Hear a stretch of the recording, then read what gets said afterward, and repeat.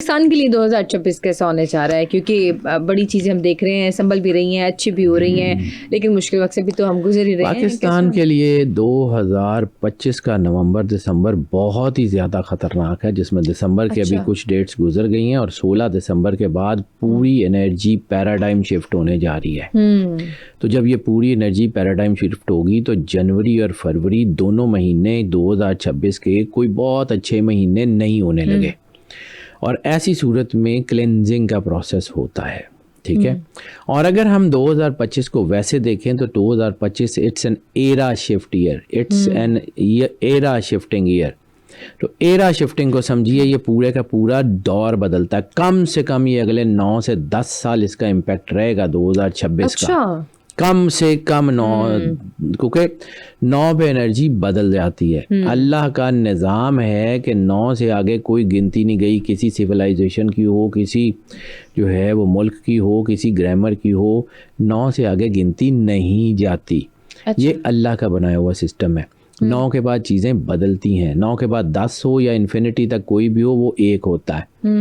ठीक है, वो 9999 हो तब भी 9 ही रहता है। उसकी एनर्जी सम अप करें तो 9 ही आती है। आगे अब हमने देखा कि इस साल बड़ी जंगें हुई और रुकी, अभी भी और बहुत बड़ी बड़ी जंगें हैं। 2026 में भी हम प्रेडिक्ट कर सकते हैं कि कोई अभी तो जंग अभी ट्रिगर ही नहीं हुई। आपका तो आइडिया ही नहीं है, अभी तो आपने बड़ी बड़ी जंगें देखी कहाँ है। तो आपका इल्म क्या कहता है कि पाकिस्तान का बेटा, पाकिस्तान के दोनों बॉर्डर्स हॉट हो रहे हैं। पाकिस्तान के दोनों बॉर्डर्स के ऊपर ये मैं अब बार बार जो बात करूँ, क्योंकि कुछ बातें मैं बिल्कुल आधी छोड़ूंगा ना, तो अफगानिस्तान और इंडिया तो और कौन से, पाकिस्तान के साथ 45 मुल्कों की सरहदें नहीं, फिर भी वो हम क्लैरिटी हो जाएगी, 4 मुल्क हैं।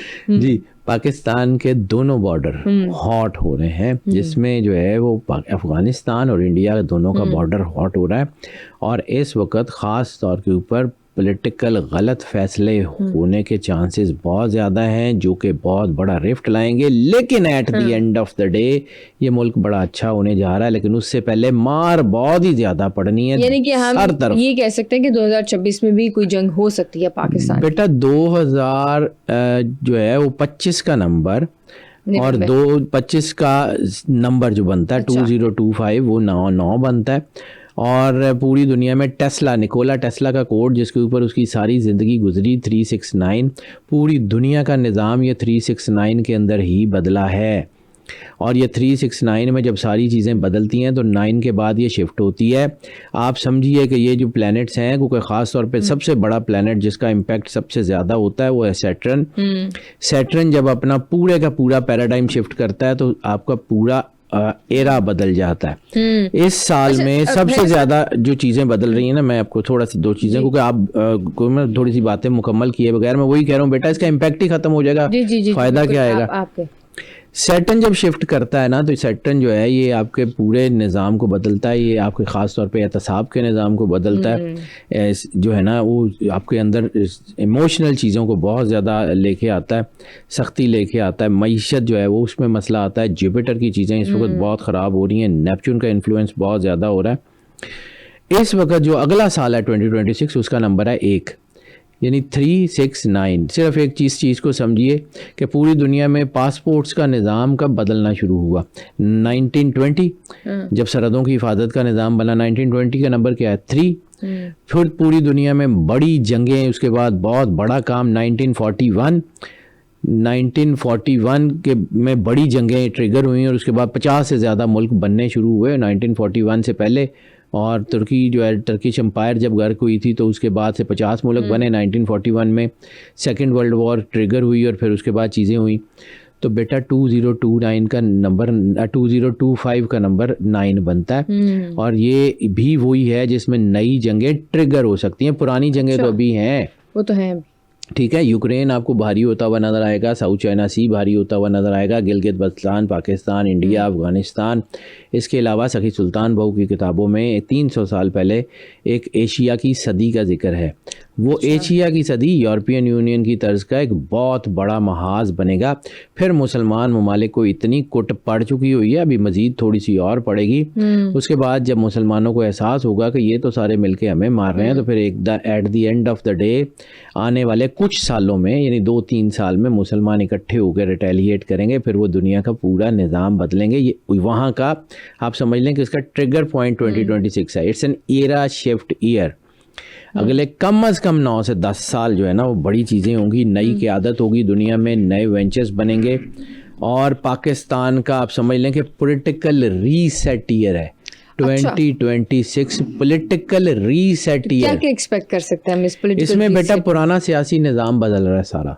अच्छा, जो पूरा जो है ना नई सियासी सोच उभर के आएगी, ताकत का बैलेंस बदलेगा, सियासी निज़ाम बदलेगा, ये सियासी लोग भी बदलेंगे, सब कुछ बदलेगा बेटा। ये बहुत सारे लोग जो इस वक्त मौजूद हैं नहीं रहेंगे। अच्छा, ये मैं बिल्कुल क्लियर और बहुत सारे लोग जो मौजूद होने के बाद भी अभी नहीं मंजर बेटा, जितने कॉम्प्रोमाइज्ड लोग हैं वो सारे, क्योंकि ये बड़ी सीधी सी बात है, हम कहते हैं जी फलां का निज़ाम बेनकाब हो गया, फलां बेनकाब हो गया। ये आपने कॉम्प्रोमाइज का टर्म यूज किया ना, ये कॉम्प्रोमाइज का लफ्ज जो है वो पॉजिटिव नेगेटिव दोनों भी बेटा सारे ही हैं। There are so many compromise people जो अपनी फील्ड में अपनी फील्ड के साथ दयानतदार नहीं है, चाहे वो पॉलिटिशियन हो, चाहे वो कोई भी हो। डिसऑनेस्ट लोग जो है ना वो अपनी फील्ड में, यानी वो अपनी ज़ात के गिर्द हों या किसी के भी गिर्द हों, वो सब बदलेंगे। और ये आहिस्ता आहिस्ता, फौरी नहीं, आहिस्ता आहिस्ता सियासी इंतशार ख़त्म होगा और इदारों में बैठे हुए जो पॉजिटिव लोग हैं वो आगे आएंगे, बेयकीनी ख़त्म होगी। ये बिल्कुल जो है ना सैटर्न जो है ना वो नया डिसिप्लिन, नया सारा कुछ बनने जा रहा है। ये आप समझ लें कि जो इस वक्त पाकिस्तान में बल्कि दुनिया में भी जो इस्टेब्लिशमेंट्स, ख़ास तौर के ऊपर बड़ी इस्टेब्लिशमेंट्स, वो अमेरिका और इधर वहाँ पे भी, और मुझे लगता है 2026 के अगर मैंने आदात देखूँ तो मुझे लगता है कि शायद मिड टर्म इलेक्शंस जो 2026 में हो रहे हैं ट्रंप हार जाए। अच्छा, ये बड़ी प्रेडिक्शन है। करना अल्लाह ने बेटा मेरी मर्जी से होना, मेरे कहने से थोड़ी होता है। मैं तो एनर्जी को पढ़ने का आदमी, मेरा काम है बार कोड रीडर की तरह बार कोड की इंफॉर्मेशन। आपने बात कर दी हैदर साहब, जरा अपने मुल्क की सियासतदानों की अगर बात करें तो बहुत कुछ बदलेगा बेटा। क्या मतलब वो पंजाबी में लफ्ज इस्तेमाल किया जाता है कि किसकी गुड्डी चढ़ने वाली है और किसकी उतरने वाली है?